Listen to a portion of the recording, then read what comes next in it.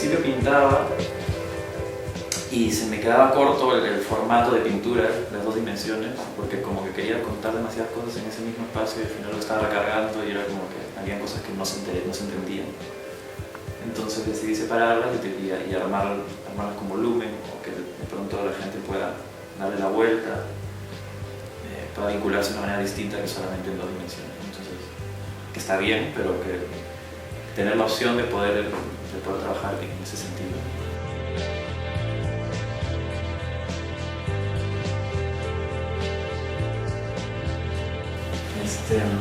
En la del carrito, esta, con el amplificador, bueno, el cartón amplificador,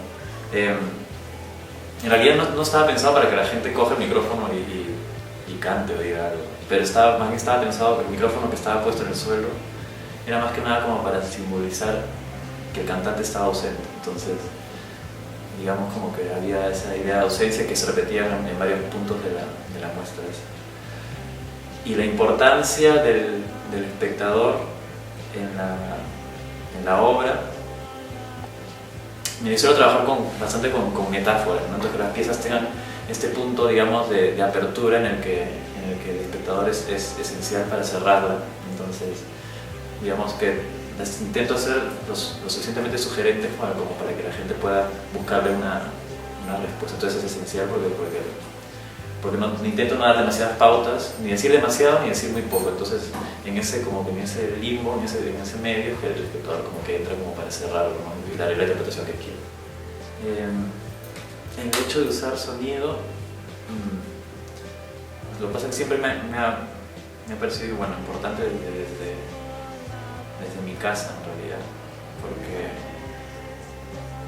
de manera así de personal, digamos que en mi casa mi papá era casi sordo, ¿ya? Entonces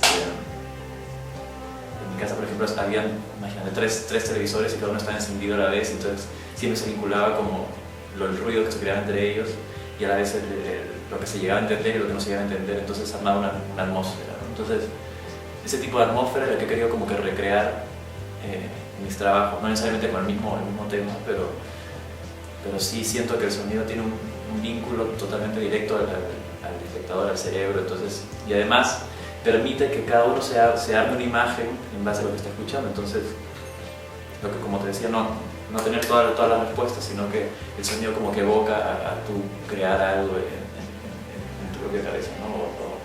O incluso hay ciertos sonidos que remiten a ciertos sentimientos, o sea, como que un sonido muy agudo no es lo mismo que un sonido muy grave. Entonces, jugar con esos términos es como que permite como que hacer que el espectador vaya sintiendo lo que de repente tú quieres que sienta. Como te explicaba hace un rato, no sé, como que siempre he sido como amante de la música en realidad, y como te decía, esta cosa de mi casa, del ruido, luego como que se derivó en gustos musicales por el noise, digamos, o por el shoegazing, que es esto de los 90, que es la mezcla de mucho ruido y a la vez voces así como muy dulces, ¿no? Entonces, sobre todo ahí me gustaba como que trabajar en esas dos como esa ambivalencia, ¿no? Como de algo muy ruidoso, algo que genera demasiado ruido, y esa voz dulce que aparece en el centro. Desde jugar hasta llevarlo como algo sumamente normal, o sea, siempre estoy, en verdad, estoy pensando a veces como con música, a veces el sonido me remiten a imágenes, entonces utilizo eso para crear. Siempre estoy como, a veces no tan conscientemente, pero siempre estoy como hablando del pasado, pero sobre todo es que mira, yo creo que soy conceptual, pero yo creo que a veces me gusta jugar con la idea de conceptual emo, porque hay como que cierta emotividad detrás de esto. O sea, no me gusta el conceptual ultramente frío, ¿sabes? Como es ultra frío, que es como que para acceder a la pieza tienes que tener como 70.000 capas de textos o saber muchísimo de algo, sino que, digamos, sí trabajar con ideas, pero que de pronto también hay algún tipo de vínculo sentimental, digamos, o emocional. Entonces el pasado pues tiene eso, tiene nostalgia, tiene algo que ocurrió y que es como que personal para cada uno. Es real en cada uno de nosotros, ¿no? O sea, cada uno tenemos un pasado. Entonces, y en esa pieza de lo de ayer, lo que hice fue como intervenir en la ciudad de Barcelona. Hay incluso que ya ponen, son como unos postes donde se pegan afiches de conciertos, de festivales, de fiestas, y en las paredes también, ¿no? Entonces, justamente ese espacio está ligado a futuro, o sea, poner un póster es como para prever algo que va a ocurrir, para ver, mira, vamos a esto, vamos a lo otro, y poner un póster que solo tenga la palabra ayer, como entrar en un espacio de tiempo que ya pasó. Entonces, lo loco es que la gente a veces se pasaba de vueltas con eso, porque era como que poner algo de lo que no tenían que pensar en ese lugar. Entonces era como, y claro, el pasado también es pesado, es doloroso, es lo que sea, ¿no? Entonces la gente se como que se sentía un poco violentada porque yo, con ese gesto tan tonto, estaba como intentando que ellos salten en un momento que no les tocaba, ¿no? Justo toda esa muestra estaba como que ligada a la hiperrealidad, en ese sentido de realidad exacerbada o ficticia de alguna manera, porque está hecha pues a comodidad de cada uno. Y esa pieza, la de la terraza, ahí supongo que les debe interesar porque tiene bastante arquitectura, creo, ¿no? Pero, la idea era esto de crear este falso espacio exterior dentro de un interior, llenarlo de plantas. Las plantas vivían con esta luz artificial, que digamos, la estética de esta luz era casi como de una oficina.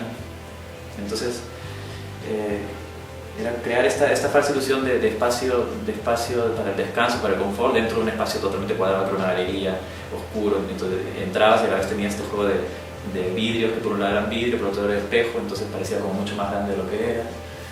Y sí, pues ahí está la intención que estaba en esa muestra y en mi trabajo en general, de crear este tipo de doble sensación de irrealidad, de manera de percibir nuestro entorno, ¿no? Como que no nos damos cuenta, pero creo que todo lo que vivimos está condicionado, de hecho, a propósito, como para que vivamos en él, ¿no? Entonces es un poco así la tónica de mi trabajo y de esa pieza de la terraza, sobre todo. Con esta instalación, la de AM, lo que quería era justamente hablar de algo que para mí, de casualidad, encontré que en el AM estaban situados en distintas emisoras muchos predicadores religiosos, ¿no? Entonces me pareció interesante la idea de ponerlos en círculo y ponerlos a predicar entre ellos mismos. Entonces, saber cómo que se hacía esta lucha de quién iba a ganar predicando, quién iba como que a hacer prevalecer sus ideas.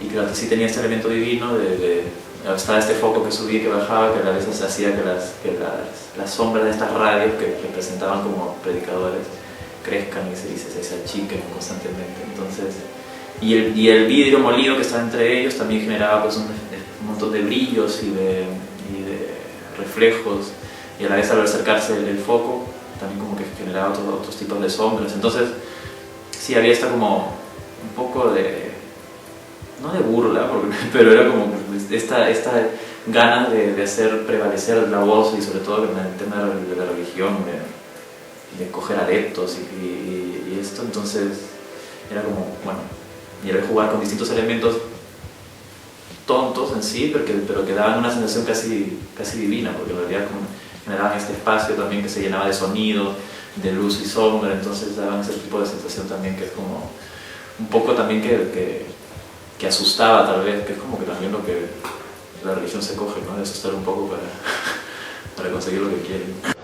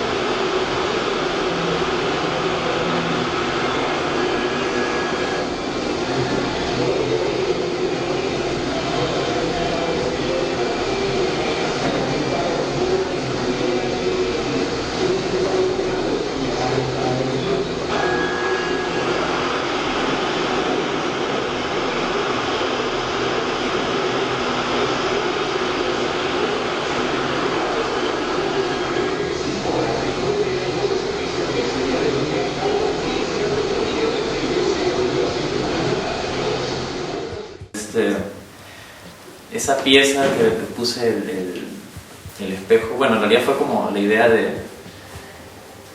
En sí a mí me gusta, cuando me pongo en un sitio, utilizar los mismos elementos del mismo lugar para lo que estoy haciendo, o sea, para la muestra o para los trabajos. Entonces, porque yo creo que así se vinculan mejor también los elementos en los espacios, o sea, como que cogen el alma del lugar.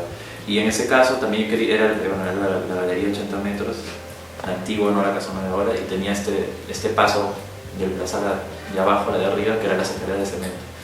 Y mi intención de forrarla era justamente cambiar esa sensación de dureza del cemento mismo, de pasar de un lugar a otro, con este espejo que en realidad sí se podía pisar porque está hecho con perfecto el piso. Y a la vez jugar con el tema de cambiar la percepción del arriba y el abajo, porque se reflejaba el techo justo al trascender ahí. Y el vínculo entre el arte y la arquitectura, siempre lo ha habido, ¿no? Depende del artista, pero me imagino que al hacer instalaciones y al trabajar en el espacio, como te digo ahora, que es el trabajar ligado al espacio, como que involucrar las piezas al espacio. De todas maneras estás hablando de arquitectura, porque estás interviniendo en la arquitectura del lugar y las instalaciones pues tienen eso también, tienen formas que se pueden repetir también en el trabajo arquitectónico, no sé. En realidad mi vida, no sé, pero sí me gusta en esta pieza de No hay paisajes sin filtros, que son esta fotografía con un filtro verde y con un filtro rojo, a manera así como de ventana, entonces tú la mueves y la colocas según como quieras, ¿no? Pero según el estado de ánimo también, porque digamos son dos opuestos, el verde y el rojo, que en el círculo cromático son opuestos, entonces digamos que representan lo frío y lo cálido, entonces cada uno, o sea, mi trabajo sí tiene que ver mucho con cómo cada uno percibimos las situaciones. Entonces, por ejemplo, claro, ahora estamos todos juntos en este mismo espacio, pero definitivamente cada uno tiene una percepción distinta de lo que está ocurriendo.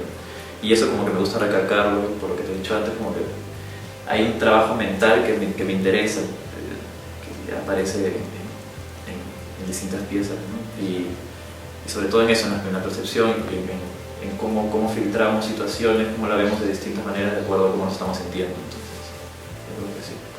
Mi trabajo sí tiene, después de haber estado fuera y haber visto otro tipo de cosas, que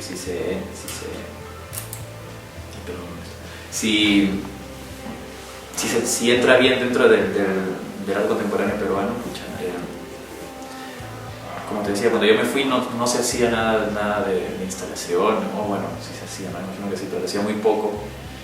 Y al irme, al ver todo el proceso de trabajo o el tipo de trabajo que había en Europa, de hecho sí me influenció. Y al llegar acá, yo llegué en el 2012 y desde hace 2 años pues sí he visto que hay mucha más gente que está incursionando en el tipo de trabajo más conceptual o el tipo de trabajo instalativo. De pronto siento que sí se deja un poco ya de hablar solamente de política, ya se deja hablar solamente de terrorismo, que son cosas que realmente nos han marcado muchísimo, pero el arte no solamente tiene que hablar desde ese lado, y el arte latinoamericano y peruano no solamente tiene que hablar de los desastres que han habido, entonces como que la gente empieza a darse cuenta que hay otras maneras de contar las cosas y de contar realidades, o sea, hablar de sensaciones y de sentimientos no es más superficial que hablar de hechos históricos.